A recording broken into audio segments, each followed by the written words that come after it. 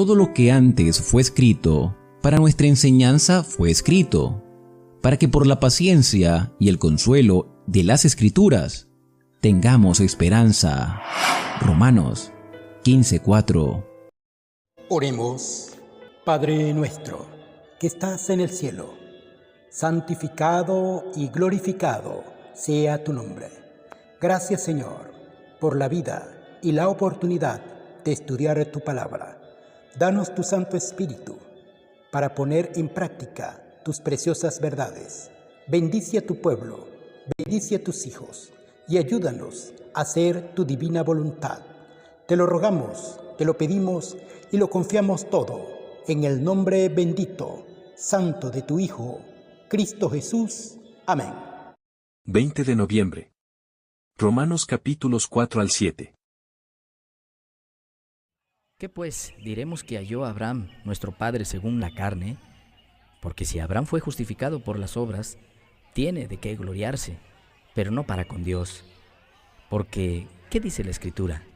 Creyó Abraham a Dios y le fue contado por justicia. Pero al que obra, no se le cuenta el salario como gracia, sino como deuda.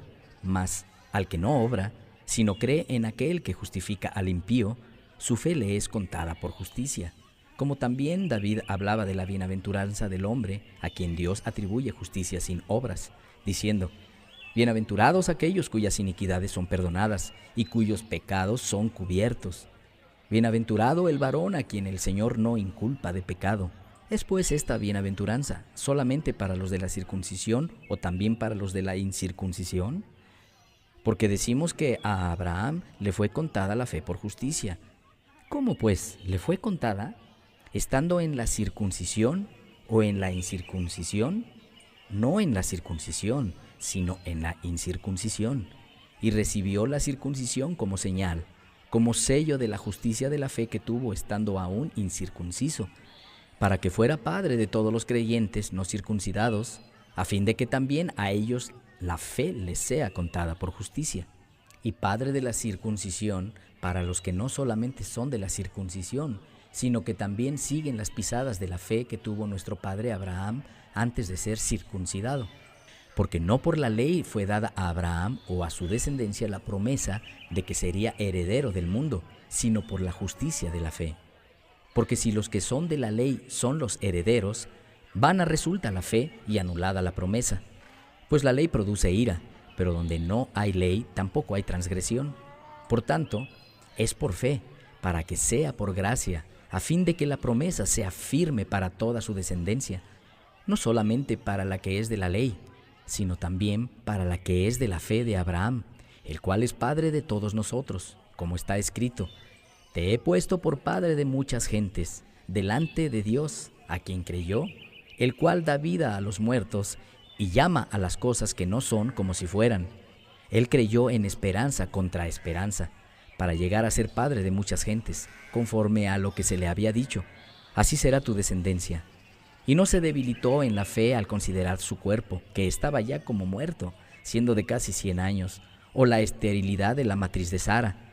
Tampoco dudó por incredulidad de la promesa de Dios, sino que se fortaleció en fe, dando gloria a Dios, plenamente convencido de que era también poderoso para hacer todo lo que había prometido, por lo cual también su fe le fue contada por justicia, y no solamente con respecto a él se escribió que le fue contada, sino también con respecto a nosotros, a quienes ha de ser contada, esto es, a los que creemos en el que levantó de los muertos a Jesús, Señor nuestro, el cual fue entregado por nuestras transgresiones y resucitado para nuestra justificación. Justificados pues por la fe, tenemos paz para con Dios por medio de nuestro Señor Jesucristo, por quien también tenemos entrada por la fe a esta gracia, en la cual estamos firmes y nos gloriamos en la esperanza de la gloria de Dios. Y no solo esto, sino que también nos gloriamos en las tribulaciones, sabiendo que la tribulación produce paciencia, y la paciencia prueba, y la prueba esperanza, y la esperanza no avergüenza, porque el amor de Dios ha sido derramado en nuestros corazones por el Espíritu Santo que nos fue dado. Porque Cristo, cuando aún éramos débiles, a su tiempo murió por los impíos. Ciertamente, apenas morirá alguno por un justo. Con todo, pudiera ser que alguno osara morir por el bueno. Mas Dios muestra su amor para con nosotros, en que siendo aún pecadores, Cristo murió por nosotros. Pues mucho más, estando ya justificados en su sangre, por él seremos salvos de la ira. Porque si siendo enemigos fuimos reconciliados con Dios por la muerte de su Hijo, mucho más, estando reconciliados, seremos salvos por su vida. Y no solo esto, sino que también nos gloriamos en Dios por el Señor nuestro, Jesucristo, por quien hemos recibido ahora la reconciliación. Por tanto, como el pecado entró en el mundo por un hombre, y por el pecado la muerte, así la muerte pasó a todos los hombres, por cuanto todos pecaron. Pues antes de la ley había pecado en el mundo, pero donde no hay ley, no sin culpa de pecado. No obstante, reinó la muerte desde Adán hasta Moisés, aún en los que no pecaron a la manera de la transgresión de Adán, el cual es figura del que había de venir. Pero el don no fue como la transgresión, porque si por la transgresión de aquel uno murieron los muchos, abundaron mucho más para los muchos la gracia y el don por la gracia de un hombre, Jesucristo. Y con el don no sucede como en el caso de aquel uno que pecó, porque ciertamente el juicio vino a causa de un solo pecado para condenación, pero el don vino a causa de muchas transgresiones para justificación. Pues si por la transgresión de uno solo reinó la muerte, mucho más reinará en vida por uno solo, Jesucristo, los que reciben la abundancia de la gracia y el don de la justicia. Así que, como por la transgresión de uno vino la condenación a todos los hombres, de la misma manera, por la justicia de uno, vino a todos los hombres la justificación de vida. Porque así como por la desobediencia de un hombre, los muchos fueron constituidos pecadores, así también, por la obediencia de uno, los muchos serán constituidos justos. Pero la ley se introdujo para que el pecado abundara. Mas cuando el pecado abundó, sobreabundó la gracia, para que así como el pecado reinó para muerte, así también la gracia reine por la justicia para vida eterna, mediante Jesucristo, Señor nuestro. ¿Qué pues diremos? ¿Perseveraremos en el pecado para que la gracia abunde? En ninguna manera, porque los que hemos muerto al pecado, ¿cómo viviremos aún en él? ¿O no saben que todos los que hemos sido bautizados en Cristo Jesús, hemos sido bautizados en su muerte? Porque somos sepultados juntamente con él para muerte por el bautismo, a fin de que como Cristo resucitó de los muertos por la gloria del Padre, así también nosotros andemos en vida nueva. Porque si fuimos plantados juntamente con él en la semejanza de su muerte, así también lo seremos en la de su resurrección, sabiendo esto, que nuestro viejo hombre fue crucificado juntamente con él, para que el cuerpo del pecado sea destruido, a fin de que no sirvamos más al pecado, porque el que ha muerto ha sido justificado del pecado. Y si morimos con Cristo, creemos que también viviremos con él, sabiendo que Cristo, habiendo resucitado de los muertos, ya no muere. La muerte no se enseñorea más de él, porque en cuanto murió, al pecado murió una vez por todas, mas en cuanto vive, para Dios vive. Así también ustedes considérense muertos al pecado, pero vivos para Dios en Cristo Jesús, Señor nuestro. No reine pues el pecado en su cuerpo mortal, de modo que le obedezcan a sus concupiscencias, ni tampoco presenten sus miembros al pecado como instrumento de iniquidad, sino preséntense ustedes mismos a Dios como vivos de entre los muertos, y sus miembros a Dios como instrumentos de justicia, porque el pecado no se enseñoreará de ustedes, pues no están bajo la ley, sino bajo la gracia. ¿Qué pues? ¿Pecaremos porque no estamos bajo la ley, sino bajo la gracia? En ninguna manera. ¿No saben que si se someten a alguien como esclavos para obedecerle, son esclavos de aquel a quien obedecen, sea del pecado para muerte o sea de la obediencia para justicia?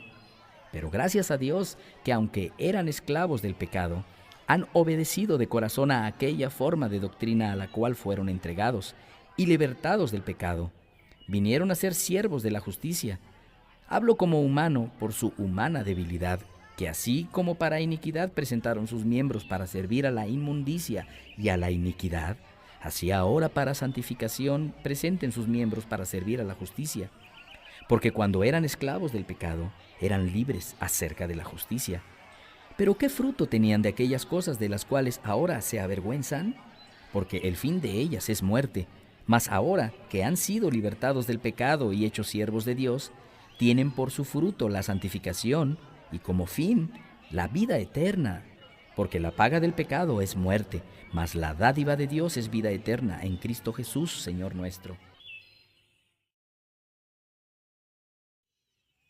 ¿Acaso ignoran, hermanos? Pues hablo con los que conocen la ley, que la ley se enseñorea del hombre entre tanto que éste vive, porque la mujer casada está sujeta por la ley al marido mientras éste vive. Pero si el marido muere, ella queda libre de la ley del marido. Así que si en vida del marido se uniera a otro varón, será llamada adúltera. Pero si su marido muriera, es libre de esa ley, de tal manera que si se uniera a otro marido, no será adúltera. Así también ustedes, hermanos míos, han muerto a la ley mediante el cuerpo de Cristo para que sean de otro, del que resucitó de los muertos, a fin de que llevemos fruto para Dios. Porque mientras estábamos en la carne, las pasiones pecaminosas que eran por la ley obraban en nuestros miembros llevando fruto para muerte. Pero ahora estamos libres de la ley por haber muerto para aquella en que estábamos sujetos, de modo que sirvamos bajo el régimen nuevo del Espíritu y no bajo el régimen viejo de la letra. ¿Qué diremos pues? ¿La ley es pecado? En ninguna manera. Pero yo no conocí el pecado sino por la ley, porque tampoco conocería la codicia si la ley no dijera, no codiciarás. Mas el pecado, tomando ocasión por el mandamiento, produjo en mí toda codicia, porque sin la ley el pecado está muerto, y yo sin la ley vivía en un tiempo, pero venido el mandamiento, el pecado revivió y yo morí. Y hallé que el mismo mandamiento que era para vida, a mí me resultó para muerte, porque el pecado, tomando ocasión por el mandamiento, me engañó y por él me mató. De manera que la ley a la verdad es santa y el mandamiento santo, justo y bueno. Luego lo que es bueno vino a ser muerte para mí, en ninguna manera, sino que el pecado, para mostrarse pecado, produjo en mí la muerte por medio de lo que es bueno, a fin de que por el mandamiento el pecado llegara a ser sobremanera pecaminoso, porque sabemos que la ley es espiritual, mas yo soy carnal, vendido al pecado. Porque lo que hago no lo entiendo, pues no hago lo que quiero, sino lo que aborrezco, eso hago. Y si lo que no quiero, esto hago, apruebo que la ley es buena. De manera que ya no soy yo quien hace aquello, sino el pecado que mora en mí. Y yo sé que en mí, esto es, en mi carne, no mora el bien, porque el querer el bien está en mí, pero no el hacerlo. Porque no hago el bien que quiero, sino el mal que no quiero, eso hago. Y si hago lo que no quiero, ya no lo hago yo, sino el pecado que mora en mí. Así que, queriendo yo hacer el bien, hallo esta ley, que el mal está en mí. Porque según el hombre interior, me deleito en la ley de Dios, pero veo otra ley en mis miembros, que se rebela contra la ley de mi mente y que me lleva cautivo a la ley del pecado que está en mis miembros. Miserable de mí, ¿quién me librará de este cuerpo de muerte? Gracias doy a Dios por Jesucristo, Señor nuestro. Así que yo mismo con la mente sirvo a la ley de Dios, mas con la carne a la ley del pecado. Amén. Dale me gusta, suscríbete y activa las notificaciones.